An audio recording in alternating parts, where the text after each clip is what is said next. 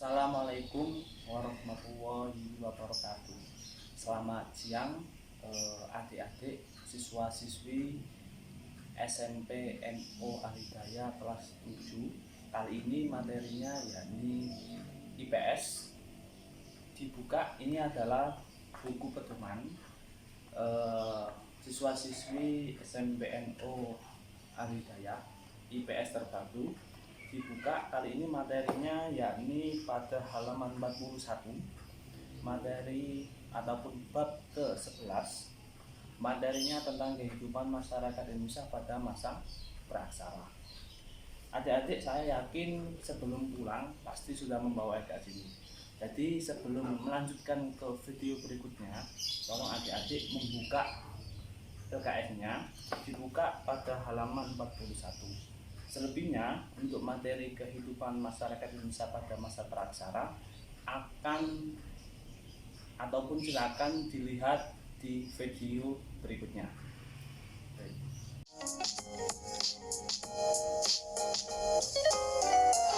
Oke teman-teman, hari ini kita akan mempelajari periodisasi masa praaksara. Apakah masa praaksara itu? Zaman praaksara adalah masa kehidupan manusia sebelum mengenal tulisan. Praaksara sendiri terdiri dari dua makna, yakni pra artinya sebelum dan aksara artinya tulisan. Jadi zaman ini artinya adalah zaman di mana manusia masih belum mengenal tulisan dalam kehidupannya.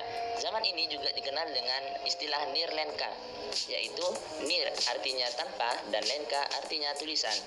Zaman ini terbagi menjadi dua periodisasi sejarah, yaitu periodisasi menurut geologis dan periodisasi menurut arkeologis. Untuk penjelasan tentang dua periodisasi itu, kita akan menyimaknya di video selanjutnya. Periodisasi menurut geologis.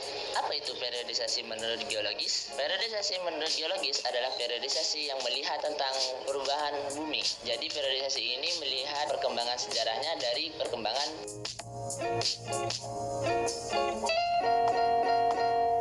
zaman Arkaikum.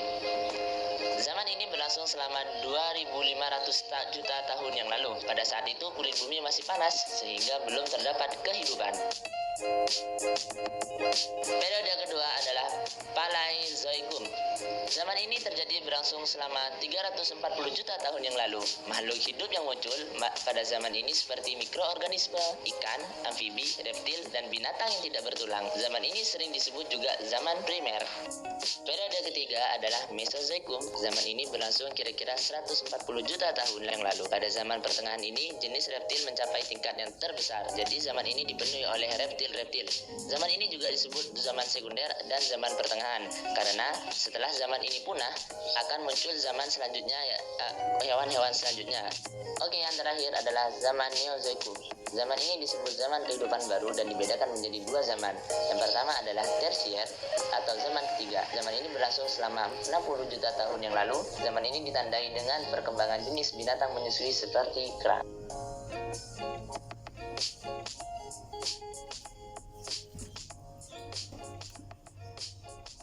Periode kedua adalah kuartier atau zaman keempat. Zaman ini ditandai dengan munculnya manusia purba.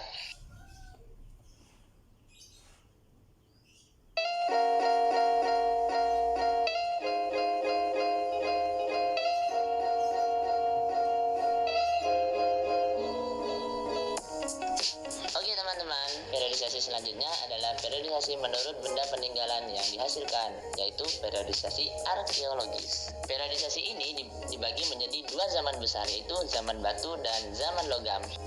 Zaman batu. Zaman batu adalah zaman yang sebagian besar perkakasnya terbuat dari batu. Zaman ini terbagi menjadi tiga periode zaman. Yang pertama, zaman batu tua atau Paleolitikum. Zaman batu tua berlangsung kurang lebih 600 tahun yang lalu. Kehidupan manusia sangat sederhana. Mereka hidup nomaden, berpindah-pindah, bergantung pada alam. Masih hidupnya berburu dan tidak bisa untuk membuat makanan sendiri. Alat-alat yang digunakan digunakan pada zaman ini adalah alat-alat yang berbentuk batu masih kasar.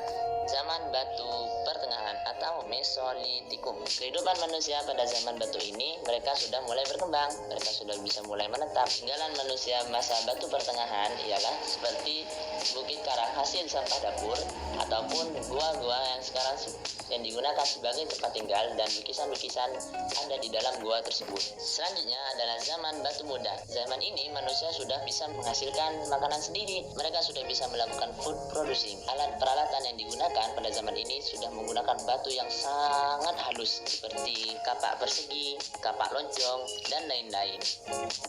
Selanjutnya adalah zaman batu besar atau Megalitikum. Zaman ini manusia sudah mulai berkembang. Mereka sudah mulai percaya terhadap kehidupan sesudah mati dan pengaruhnya terhadap kesejahteraan masyarakat dan kesuburan. Mereka mulai memuja roh-roh dan dewa-dewa yang ada di alam.